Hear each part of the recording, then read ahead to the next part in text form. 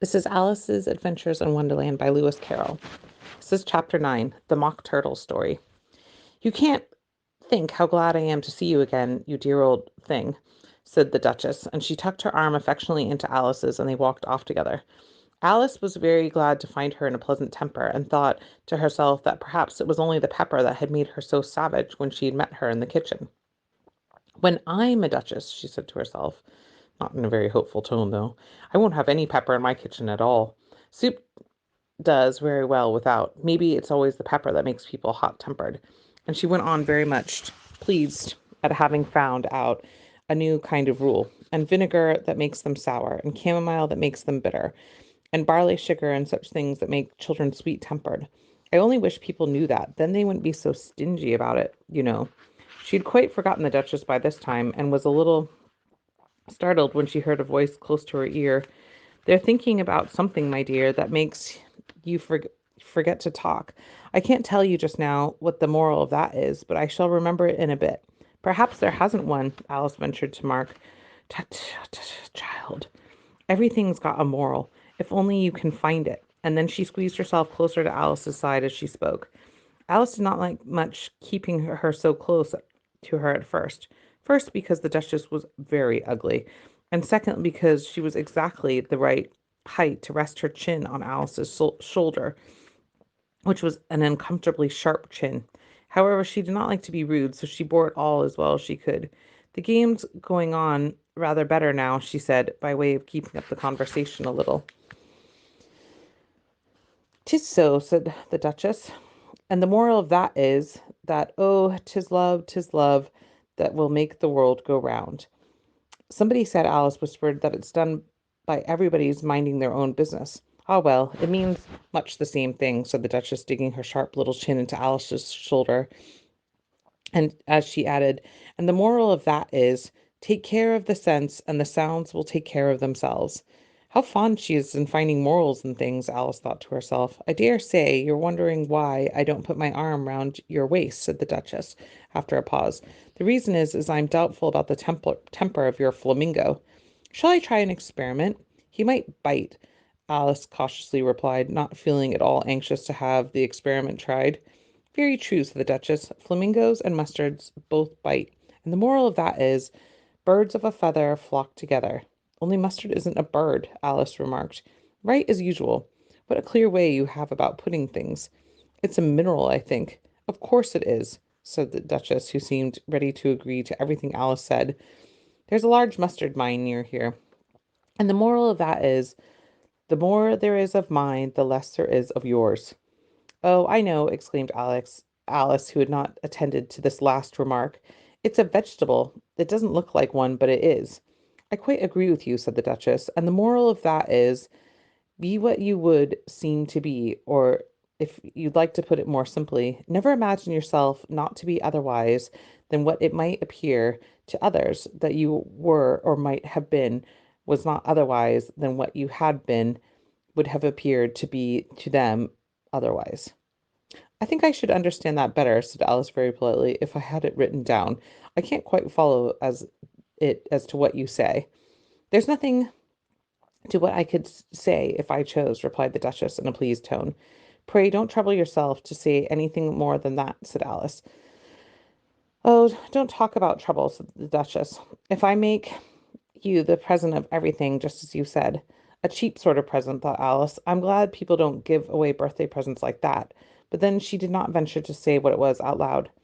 Thinking again, said the Duchess, and with another big dig of her sharp little chin.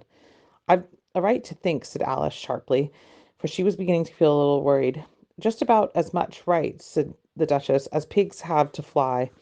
And but here, to Alice's great surprise, the Duchess' voice died away, even in the middle of her favorite word, moral, and the arm that had linked into hers began to tremble. Alice looked up, and there stood the Queen in front of them, with her arms folded and frowning like a thunderstorm. A fine day, Your Majesty, the Duchess began in a low, weak voice. Now, I give you fair warning, shouted the Queen, stomping on the ground as she spoke, that either of you, or your head must be off, and that in about half of no time. Take your choice. The Duchess took her choice and was gone in a moment. Let's excuse me, let's get on with the game, said Alice, the Queen to Alice, and Alice was too much frightened to say a word, but slowly followed her back to the croquet ground. The other guests had taken advantage of the Queen's absence and were resting in the shade. However, the moment they saw her, they hurried back to the game, and the Queen merely remarked that any moment's delay would cost them their lives. All the time they were playing, the Queen never left off quarreling with the other players and shouting, "Off with his head, and off with her head." And those whose sentence were taken into custody by the soldiers, who, of course, had to leave off being archers in order to do this, so that by the end of the half an hour or so, there were no archers left, and all the players except the king, the queen, and Alice were in custody and under a sentence of execution. Then the queen left off, quite out of breath, and said to Alice, "Have you seen the mock turtle yet?" "No," said Alice. "I don't even know what a mock turtle is." "It's the thing they make mock turtle soup from," said the queen. "I never saw one or heard of one," said Alice. "Come on, then," said the queen, "and he shall tell you his story." As they walked off together, Alice heard the king say in a low voice to the company generally, "You're all pardoned. Come, that's a good thing," she said to herself, and she felt quite unhappy at the number of executions the queen had ordered. They had very soon come upon a griffin who was lying fast asleep in the sun. If you don't know what a griffin is, look at this picture. "Up, up, up, you lazy thing," said the queen, "and take a look at this young lady to see the mock turtle, and hear its history. I must go back and see after some executions I have ordered." And she walked off, leaving Alice alone with the griffin. Alice did not know quite what to, quite li- did not quite like the look of the creature, but on the whole she thought it seemed quite safe to stay with it as to go after the savage queen. So she waited. The griffin sat up and rubbed its eyes and watched the queen till it was out of her sight, and then it chuckled. "What fun!" said the griffin, half to itself and half to Alice. "What is fun?" said Alice. "Why, she is.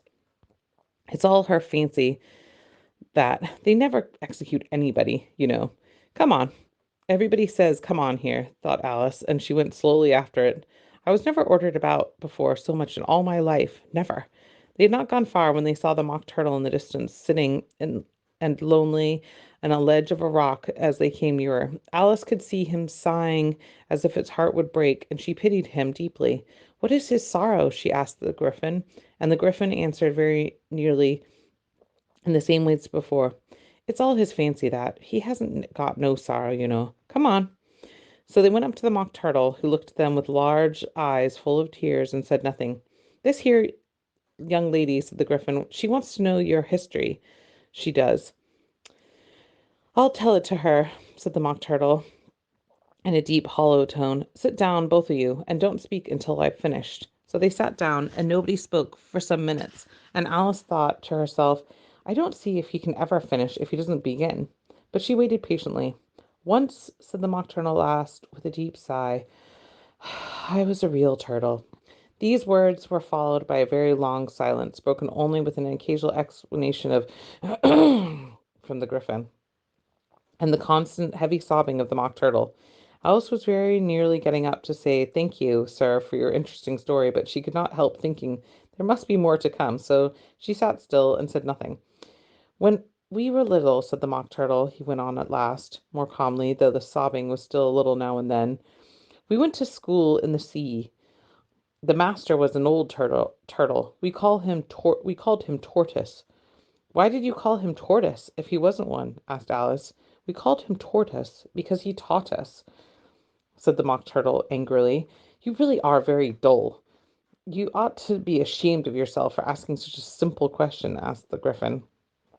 And they were once silent and looked at poor Alice, who felt ready to sink into the earth. And at last the Gryphon said to the Mock Turtle, "Drive on, old fellow, don't be all day about it." And he went on with these words, "Yes, we went into the sea, though you mayn't believe it."